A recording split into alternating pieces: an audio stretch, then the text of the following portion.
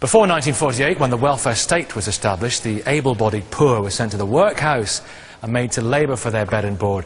Today there's a maze of benefits: income support, incapacity allowance, job seekers allowance, housing benefits. The list goes on and on.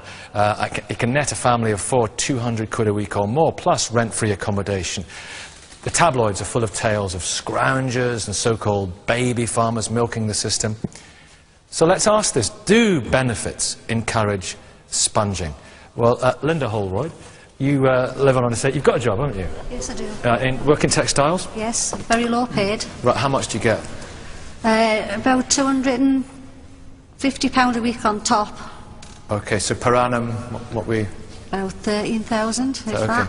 And do you see people on your estate who are, you know, to put it bluntly, scroungers, spongers?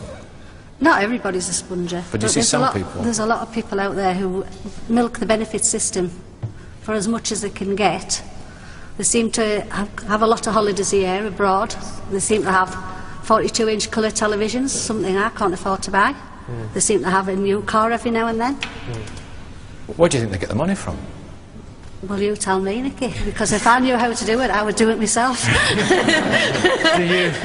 Do you think... do you sometimes think, what's the point of working if I can get so much money on benefits? Yes, I do. Because, like I say, it's a low-paid job.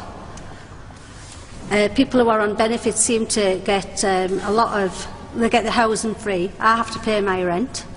They get the council tax paid. I have to pay mine. And it doesn't matter if I work a week and earn £250 or I might only earn £180. I've still to pay the same rent. And I've still to pay the same council tax and all my bills, and yet other people are getting theirs paid for them and they're not working, they're not getting out of bed in the morning. And they get the trainers and they've got the Sky Dish and all that stuff. Is it true? All that stuff? But it's a kind of... Yes, I do think it's true. You've seen it? I've seen it all the time, yes. Yeah. Douglas Murray, what's gone wrong with the welfare state, if that's the case? Are there scroungers? Well, there are scroungers, certainly. I mean, it's not just the papers that are full of them, as the lady there says. Lots of people have seen these people in their own lives. I mean, nobody disagrees, I think, about the importance of there being a welfare system which is there to support people. It was set up to do this, and it's a terrific thing we have in this country, but it was set up to be a safety net, that if you fell, if you became unemployed, if your life went badly wrong, that it was something to catch you. That's a very, very important thing in our society. But something has happened in the last 60 years, and it's turned from being a safety net into a kind of safety blanket, in which some people spend their whole lives supported by the state, never have to work, their parents maybe never worked, and it's not that they don't want to work, it's just that the welfare, the blanket system, encourages them to think that they don't have to go out there, and they shouldn't be looking quite hard, and it comforts them, cosets them. We're creating a society which is not just physically, but morally obese. And are the feckless, indolent, to use another old-fashioned word,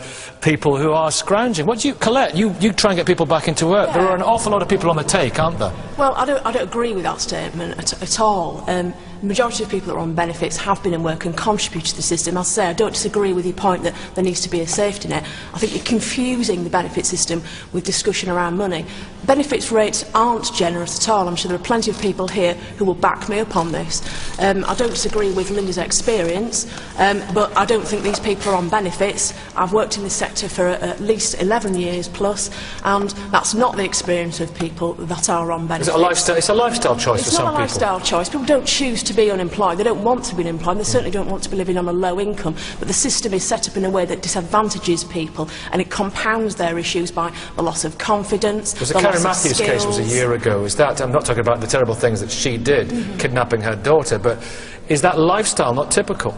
No, it's not typical at all. I think it's a very kind of lazy tabloid, journalism way of approaching the situation. Yes, there are people that are on income support, and there's a raft of welfare reforms that will change those situations. People don't want to be, not contributing to society, but actually the loss of confidence that's associated with those types of systems can compound their problems and lead to entrenched worklessness. The global numbers are absolutely terrifying here. I looked these up last night.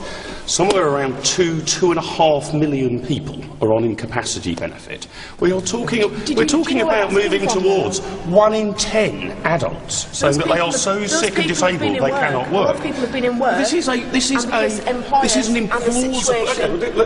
implausibly large number of people. Going back to the point that Douglas was making, I've got no doubt some people will fall on hard times for a short period of time, but the idea that we're moving towards, I mean, since the 1970s, the number of people who are apparently incapable of working because of illness has gone up by a factor of 4. It's as if some plague has hit the United Kingdom that has gone unnoticed by the media. This is an absolutely staggering number of people. It is far too high. A lady beside you, you've been dying to come in. I want to get Colette's answer to that, but make your point brief if you could. Briefly, prior to the stroke in 2002, I worked in a post office. 95% of my day I was paying out benefits. I thought when you required it, and you've paid in nearly all your life, it paid you out.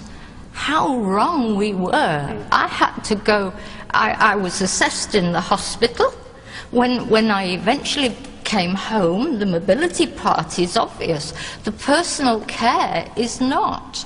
And I had to go to appeal to get... So it was really, that's interesting, it was really, really tough. And I know you've been out of work for how long? 4.5 years. It is not easy. No. How do they do it? I had to sit through an interview with a gentleman in my own home who I'd never met before. I did ask for a lady, and explain what my personal requirements Exactly, were. really tough. And Jim, what was your situation?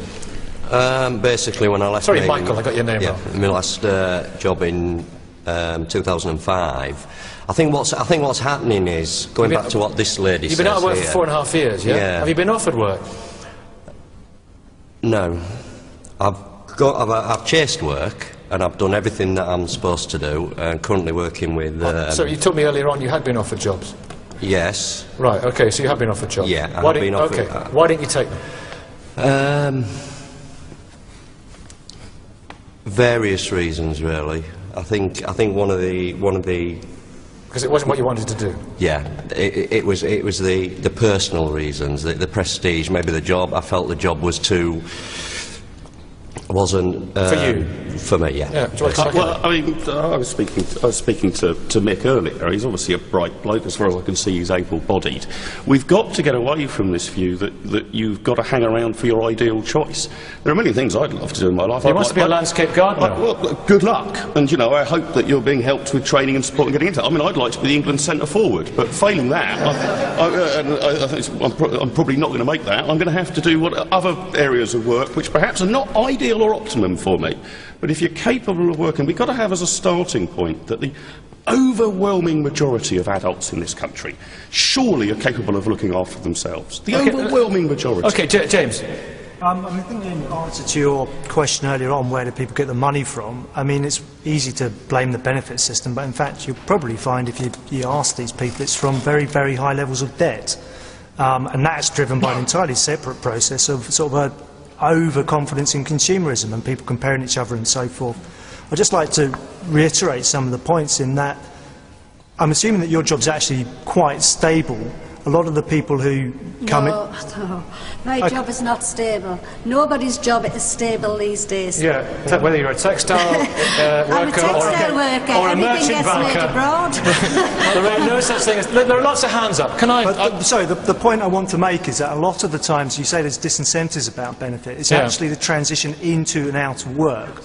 So people go into work, but they know that that job may be gone, and then once they're out of that job, they're immediately into a spiral of debt, which would be irresponsible to get into if you have a family. Yeah, okay, and hands up. Yes, what would you like to say right in the middle there? Quickly. Yes, I think the problem is two-sided. Why government pay benefit and why individuals receive benefits? I think on government side we need more regulation, more control. And on individual, we have to change our lifestyle and, for example, use more moderation. I mean, right now that we are talking, there are 2 million unemployed, and at the same time we have 500 job vacancies nobody is there to get. So we need to have a change of lifestyle and have people have to cut their cloth. Understand the value of work. Yes, go on. I think we're in danger of being very negative about the country that we live in. I think we live in a really brilliant country. We need to be very proud of our country. And one of the good things that we've got as the welfare state. You know, that's one of the benefits in living in such a good country that we live in now. You know, I don't think. Surely, I think there's an incredible negativity going round the audience here. Yeah.